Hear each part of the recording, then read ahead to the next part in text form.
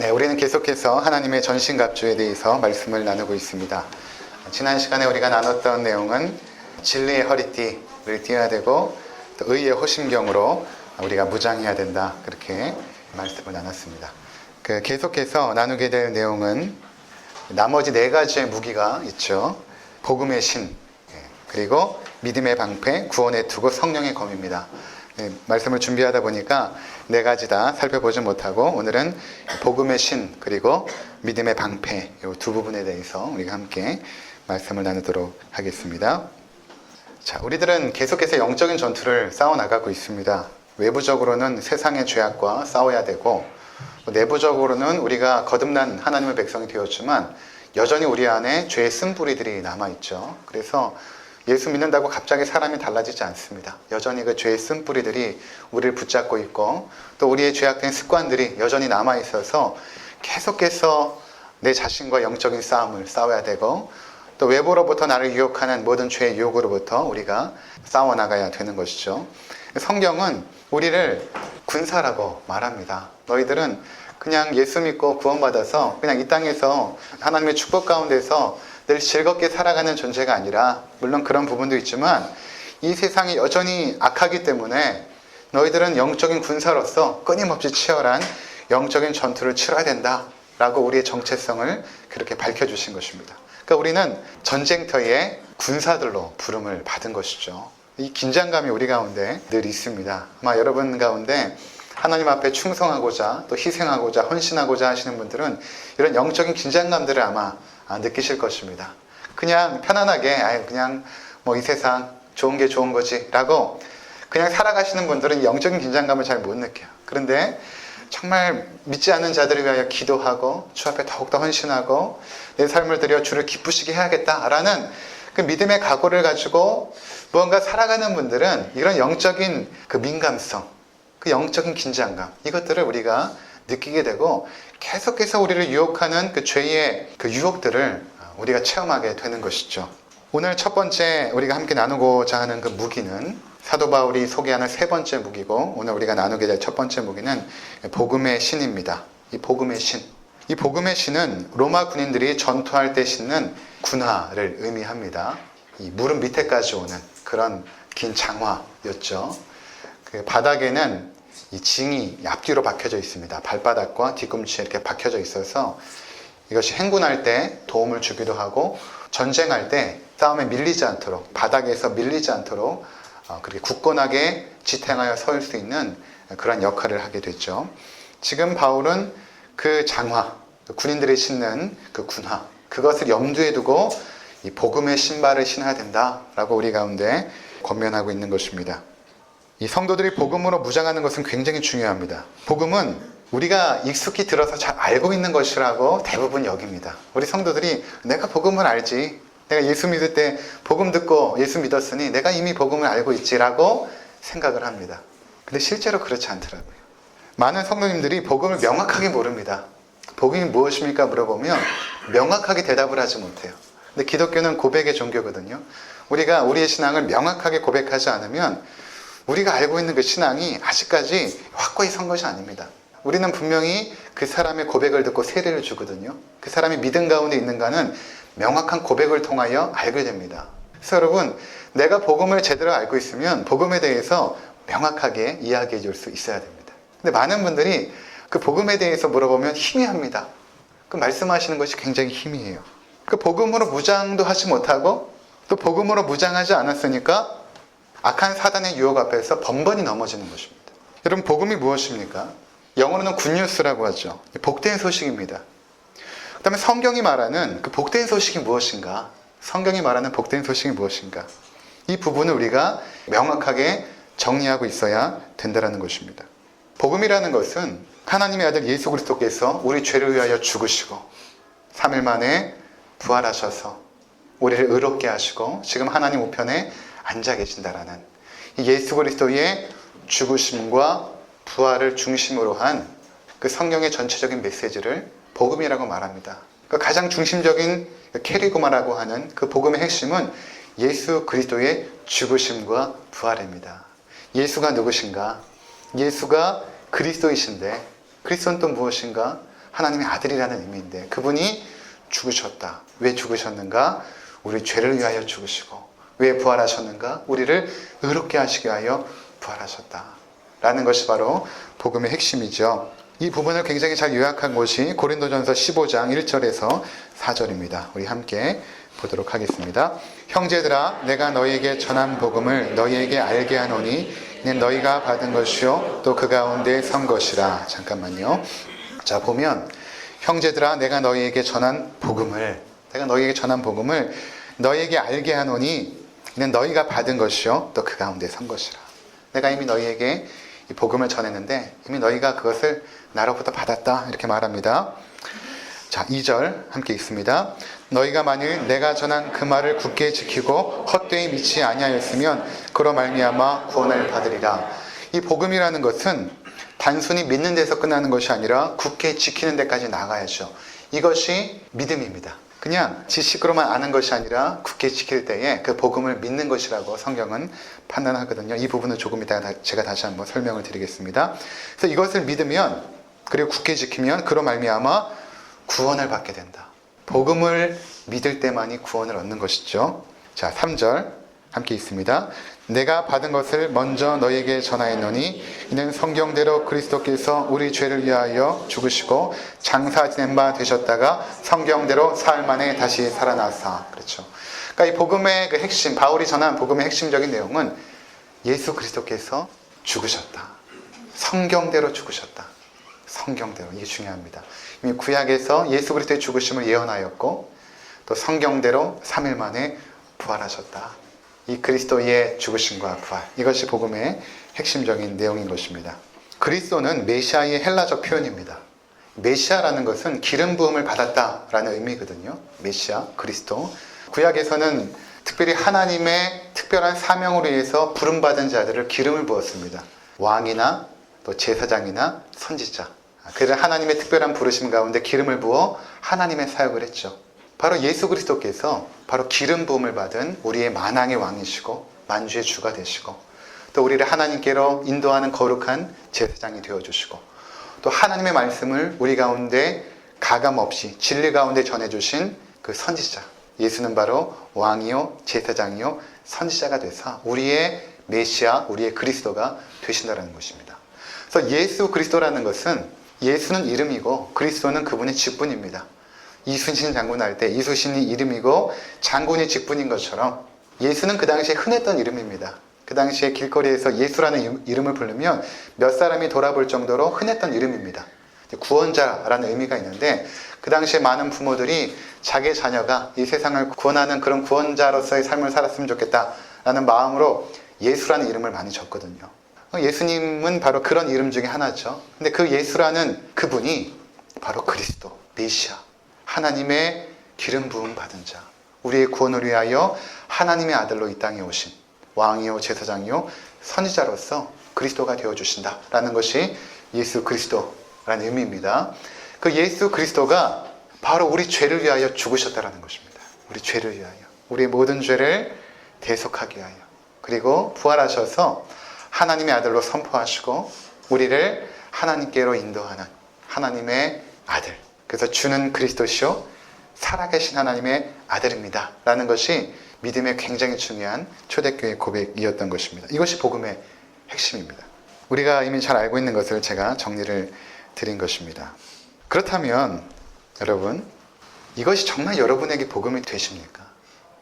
이것이 정말 나에게 복음이 되어집니까? 우리의 삶을 정말로 충족시키고 나의 삶을 기쁘게 하는 참된 복음입니까?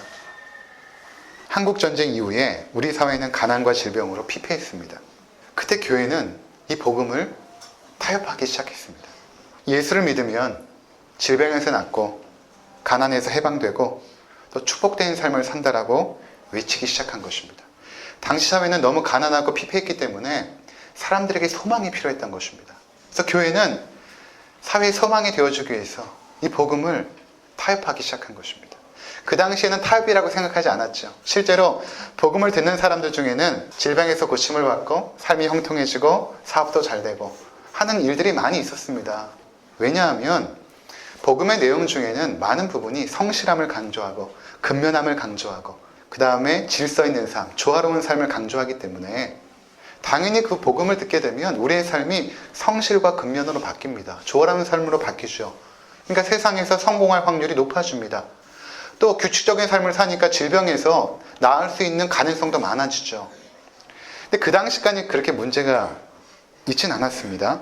그냥 예수 믿으면 영생의 축복도 받지만 이 현세에서도 하나님이 주시는 축복을 받게 된다. 그리고 그 축복의 개념은 다른 것이 아니라 건강회복, 사업의 축복, 형통한 삶, 자녀의 형통한 삶, 만사 형통, 이런 것으로 점차적으로 복음이 변질되기 시작합니다. 이것이 70년대, 80년대의 한국교회의 복음에 뒤틀려진 현상이었습니다. 문제는 점차 성도들이 예수님을 붙잡는 것이 아니라 현세의 축복을 강구하기 시작한 데 있습니다. 현세에 누리는 축복을 위하여 믿음을 수단화시켜버린 것입니다. 그냥 예수님을 믿는 목적이 내 삶의 만사 형통을 위하여 예수님을 믿는 것으로 점차 변질이 되었고, 또 설교 단상에서 복음을 증거하는 사람들뿐만 아니라 복음을 전도하는 많은 성도들이 예수 믿고 복 받으세요. 예수 믿으면 만사 형통합니다. 예수 믿으면 자녀들이 잘 됩니다. 질병에서 고침받습니다. 사업에서 성공합니다. 라고 복음을 자꾸만 변질시키기 시작한 것입니다. 그 결과 예수를 믿는 목적이 현세의 복을 받고 형통한 것이 되어버린 것입니다. 그들은 예수를 믿어 그 결과로 복을 얻는 것이 아니라, 그렇죠? 예수를 믿으면 하나님께서 축복하시죠. 근데 그것이 정상인데 그것이 아니라 복을 받기 위해서 예수를 믿기 시작한 것입니다. 당연히 많은 사람들이 교회로 몰려왔겠죠. 여러분 70년대, 80년대, 75년에 저희 할아버지가 개척을 하셨거든요. 저희 집에서 장로님으로서 전도사님 한 분 모시고 개척했는데 정말 많은 분들이 오시더라고요. 집에서 그냥 마루에서 드렸는데 몇 년 만에 위층을 또 교회로 만들어서 짓고 나중에는 교회를 크게 옮기고 70년대, 80년대 도시에 있는 교회들은 엄청나게 부흥했습니다. 거기에는 도시화된 사회적인 분위기도 있죠. 시골에 있는 분들이 많이 도시로 왔잖아요.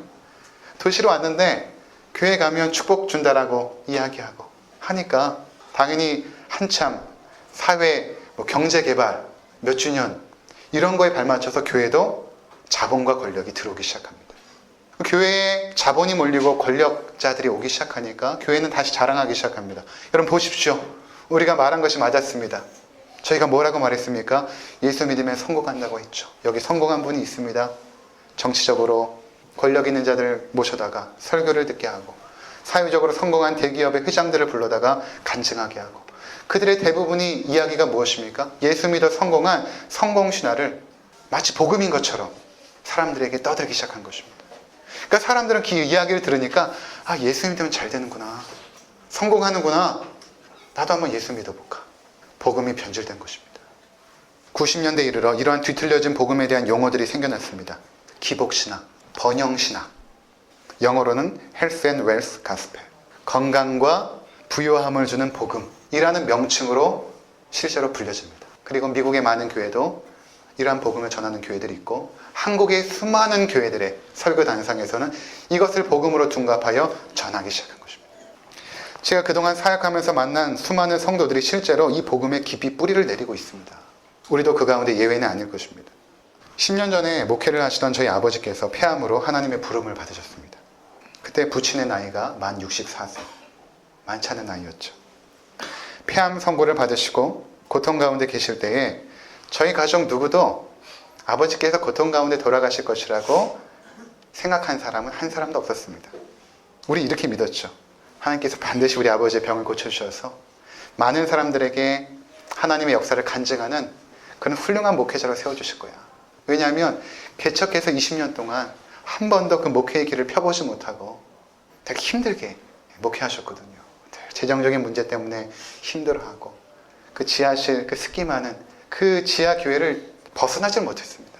그러니 우리는 그렇게 생각했죠. 우리 아버지 분명히 이번에 컥 나셔서 수많은 사람들 앞에서 하나님의 역사를 간증하는 훌륭한 목사님으로 그렇게 하나님께서 만들어 주실 거야. 그렇게 기도했습니다. 그리고 많은 사람들이 주변에서 그렇게 또 말씀하셨습니다. 하나님께서 반드시 그렇게 하실 겁니다. 그러나 병화는 점차 깊어갔습니다. 어느 주일에 동네 근처의 교회에 병중에 계신 부모님을 모시고 갔습니다. 아버지, 어머니는 제 앞에서 예배를 드리셨고, 아버지는 축 처진 어깨로 기력이 쇠한 그 모습으로 예배를 드리고 있었습니다. 설교자가 설교를 시작합니다. 말씀을 전합니다. 예수를 믿으면 하나님이 축복해 주셔서 질병에 걸리지 않게 하시고 물질의 축복도 부어주신다는, 우리가 익히 잘 아는 타협된 복음의 내용이었습니다. 그리고 충성한 자에게, 하나님께서 충성한 자에게는 반드시 축복으로 보상한다는 내용이었습니다. 그 설교를 듣는데 전에는 당연히 아멘이 나왔을지 모르지만 그 설교를 듣는 순간 저의 아버지의 처진 어깨가 더 처졌습니다. 고개를 떨구기 시작했습니다. 마음의 부끄러움과 죄책감을 느끼기 시작한 것입니다. 왜 나는 주님 앞에 20년 목회했는데 왜 나는 병에 걸렸을까? 내가 충성하지 않은 것인가? 나의 질병의 원인은 과연 무엇일까? 왜 우리 가정이 이렇게 어렵고 힘들게 하나님의 길을 가야 되는 것인가? 그 패배감에 고개를 떨군 것입니다. 예수 믿고 건강하고 만사 형통하는 것이 복이라면 왜 우리 가정에는 이런 복이 없을까? 이 생각에 저도 사로잡힌 것입니다. 저뿐만 아니라 어머니와 두 누나들도 서른 말은 하지 않았지만 하나님에 대한 서운한 마음이 자리 잡기 시작했습니다.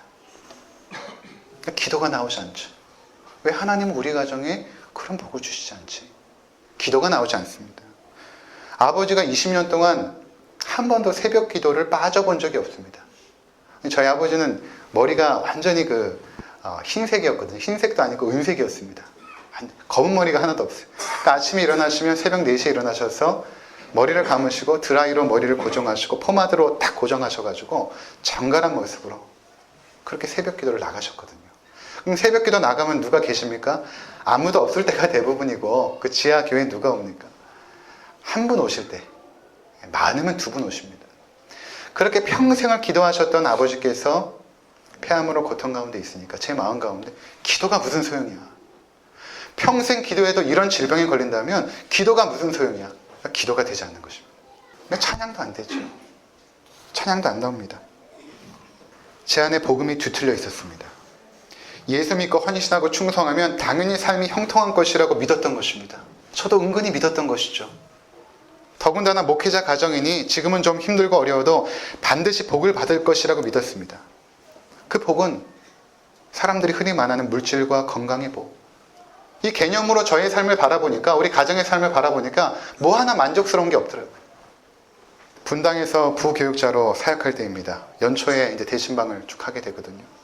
저와 이제 같이 교구를 맡았던 여 전도사님께서 제가 처음 부임해서 신방을 하는데 이제 저를 부르시더라고요. 신 목사님 잠깐만 저 좀 할 말이 있습니다. 그랬더니 하시는 말씀, 목사님 그렇게 설교하시면 안 됩니다. 무슨 말씀이에요? 물어봤더니 목사님 축복 설교하셔야죠. 각 가정에 축복을 빌어줘야지 목사님처럼 그렇게 설교하면 안 됩니다. 제가 이제 처음 부임해 갔으니까 전도사님 말 잘 들어야 되잖아요. 저보다 나이가 한참 많으신 분인데. 그리고 이제 신방에 딱 들어갔는데 탁 들어가면 신방석이 있고 그 위에는 헌금이 딱 놓여져 있습니다. 그리고 그 가정에서 기도 제목을 올린 기도 내용들이 종이에 쭉 적혀져 있습니다. 말씀을 전하고 기도를 하는데 순간 이런 느낌을 받았습니다. 내가 무당 아닌가? 복채가 올려져 있고 복을 빌어주는 무당이 아닌가? 양복은 입었지만 꼭 무당 짓을 하는 것처럼 느껴졌습니다. 그 가정에 꼭 필요한 말씀을 기도하고 준비했는데 상관없이 복을 빌어주라는 것입니다. 아주 세게 복을 빌어주면 그 가정이 기분이 좋지 않겠습니까? 목사님 복 빌어주고 왔으니까 올해도 형통할 거야. 여러분, 우리가 이런 잘못된 복음 안에 자라왔습니다. 여러분, 정말로 복음으로 무장되어 계십니까? 정말 예수 그리스도 한 분만으로 충족하고 만족하고 계십니까? 예수 그리스도 한 분만으로. 초대교회 성도들은 예수를 믿는다는 것이 곧 죽음을 의미했습니다. 예수 믿는 것 때문에 감옥에 가고 죽임을 당했습니다. 자기 어머니, 아버지, 형제, 자매가 예수 믿는 것 때문에 잡혀가서 사자밥이 되고 로마 시내를 밝히는 횃불로서 태워졌습니다. 그것을 그들은 늘 보며 자랐습니다. 예수 믿는 것은 십자가의 길이고 순교자의 삶이었습니다. 이것이 복음입니다. 지금도 이슬람권에서는 예수를 믿게 되면 수많은 핍박을 감수해야 됩니다. 북한의 성도들은 어떻습니까? 중국의 성도들은 어떻습니까? 여러분 중국의 성도들은 성경을 소지하지 못하니까 이것을 다 외워버립니다. 성령께서 지혜를 주셔서 성경을 다 외워버려요. 통째로. 성경을 소지하지 못하니까. 북한의 성도들은 찬양할 수 없어 조용하게 나지막하게 모여가지고 조용히 찬송을 하고, 북한의 성도들 앞에서 여러분이라면 북한의 성도들 앞에서 예수 믿고 복 받으라고 복음을 전할 수 있겠습니까? 예수님이 복음입니다. 예수님이 복음 자체입니다. 예수님만 있으면 충분한 것입니다. 예수를 소유하면 이미 받을 복은 다 받은 것입니다. 더 큰 복이 없어요. 예수가 최고의 복이기 때문입니다. 그런데 우린 예수를 소유하고 또 다른 것들을 소유하고 싶죠. 그러면 하나님과 재물을 겸하여 섬기게 되면 결국 우상 숭배하는 것입니다. 재물을 위해 하나님을 이용하는 격이 되어버립니다. 결코 두 가지를 함께 섬길 수 없습니다. 좀 가난해도 불편할 뿐이지 괜찮지 않습니까? 가난해 보신 분도 있을 것입니다. 괜찮습니다. 살만합니다. 집이 좀 없으면 어떻습니까? 평생 전셋집에 살아도 괜찮습니다. 질병에 걸리면 또 어떻습니까? 죽으면 천국 가는 것이고, 또 아무리 고통스럽지만 그 고통은 끝이 있습니다. 예수를 소유하지 않는 것이 인생이 불쌍한 것이지, 여러분 안에 예수 그리스도께서 계시면 그것으로는 충분한 것입니다. 더 이상 바라지 마세요. 예수면 충분한 것입니다. 사랑하는 성도 여러분, 복음으로 무장하시기 바랍니다. 예수가 그리스도, 살아계신 하나님의 아들, 그분께서 나를 위해 죽으시고 나를 구원하시고 나를 사랑하시고 나를 저 영원한 천국으로 인도하신다면 그거 외에 무엇을 또 바랍니까? 올해도 여러분 무슨 축복 대성회 이런 데 쫓아다니지 마세요. 거기 설교자들이 무슨 축복을 빌어주겠죠. 만사형통 할 거라고 빌어주겠죠. 그런데 쫓아다니지 마세요. 그래서 만사형통 했습니까? 지금도 여전히 평생 단칸방에서 벗어나지 못하고 질병에서 고통당하지만 하나님 앞에 순종하고 예배하는 아름다운 성도들이 계십니다. 그들이 만사형통합니까? 아니요.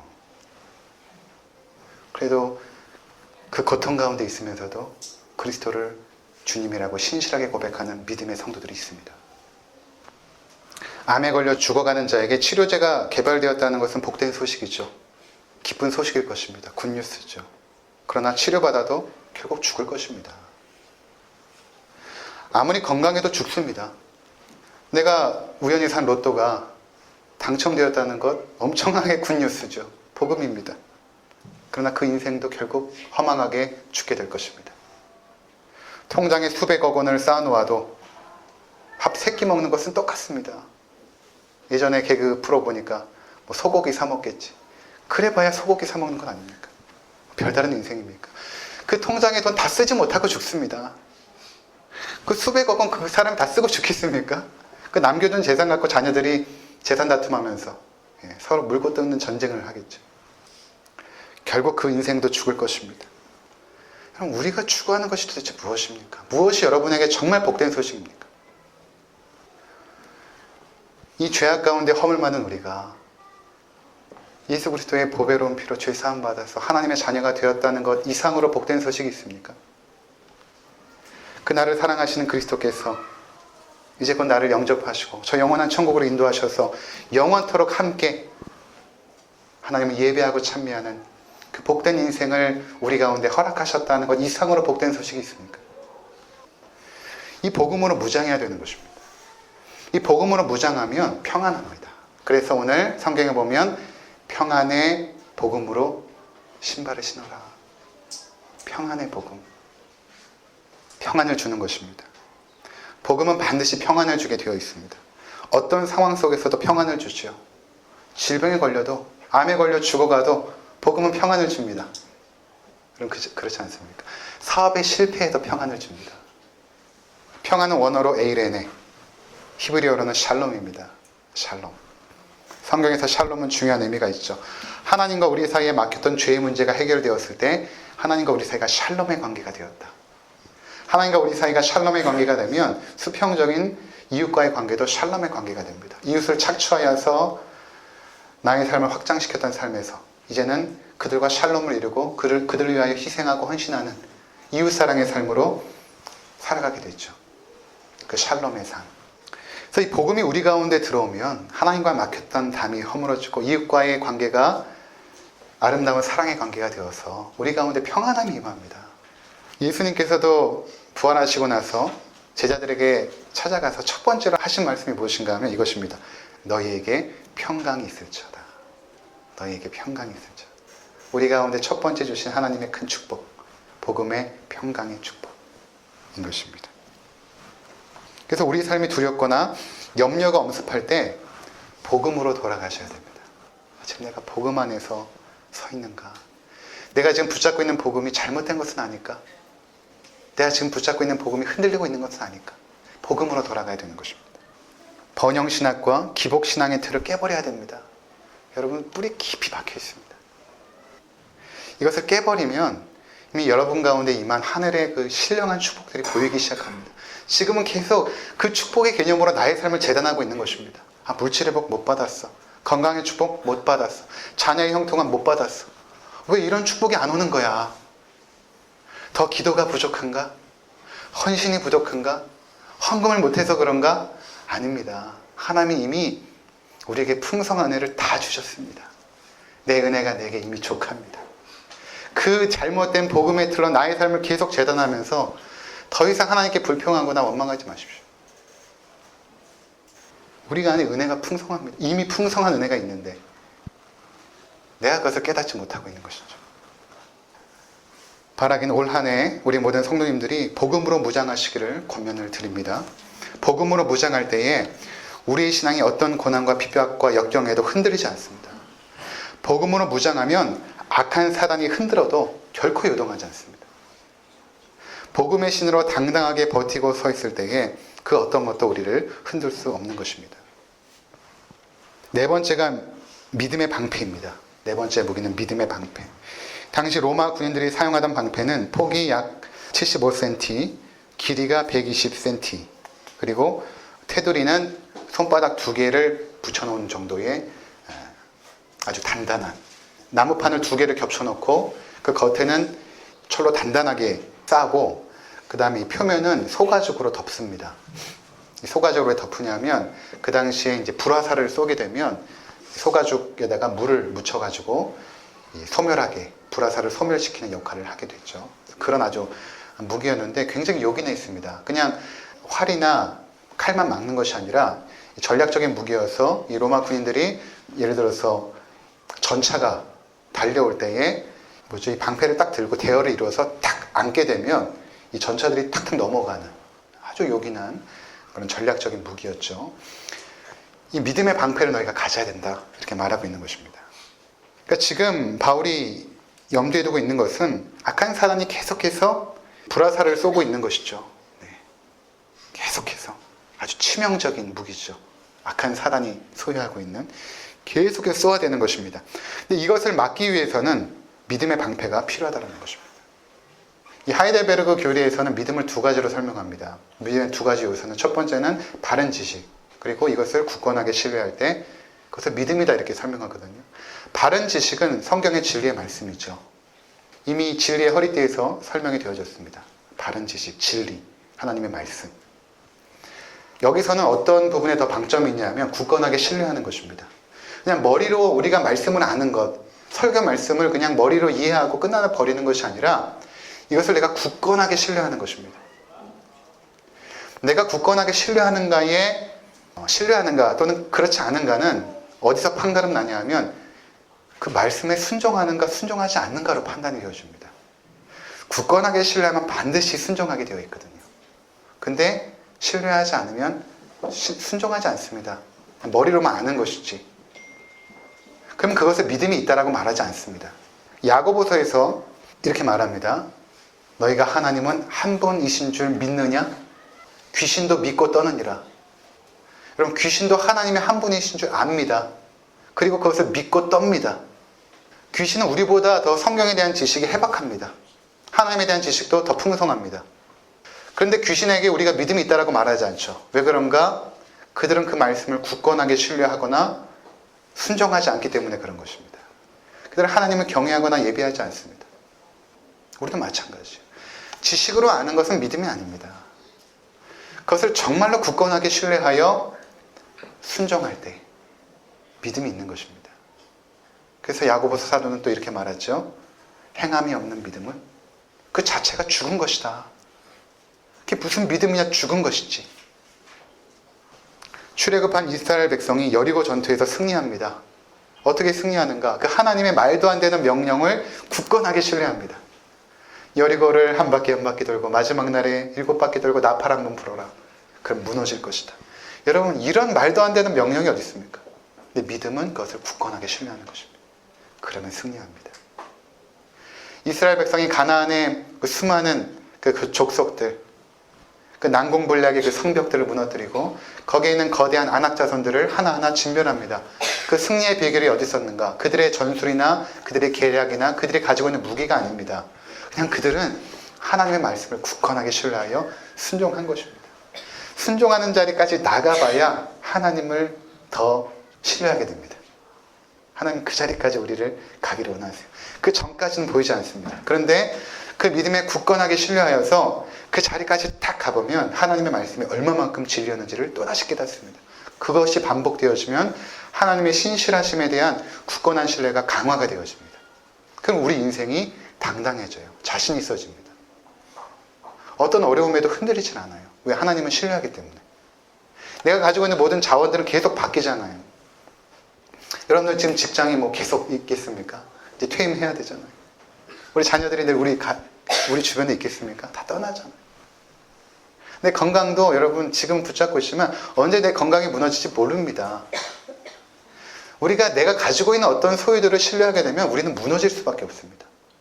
그런데 나와 함께 하시는 그 하나님의 그 신실하심, 그것을 굳건하게 신뢰하게 되면 흔들리지 않고 요동하지 않습니다. 그래서 우리뿐만 아니라 우리 자녀들에게도 여호와 하나님 우리의 산성이시고 우리의 방패가 되어주시고 우리의 반석이 되어주신다는 그것을 우리가 그들에게 가르쳐야 되는 것입니다. 하나님만이 너희 삶의 산성이시고 방패시고 반석이시다. 바로 믿음의 방패, 하나님을 향한 굳건한 신뢰, 이것이 올 한 해 여러분들을 승리하는 인생으로 이끌어갈 것입니다. 아무쪼록 복음의 신발을 신으시고 믿음의 방패로 무장하여 승리하시는 복된 한 해가 되시기를 주의 이름으로 축원을 드립니다. 기도하시겠습니다.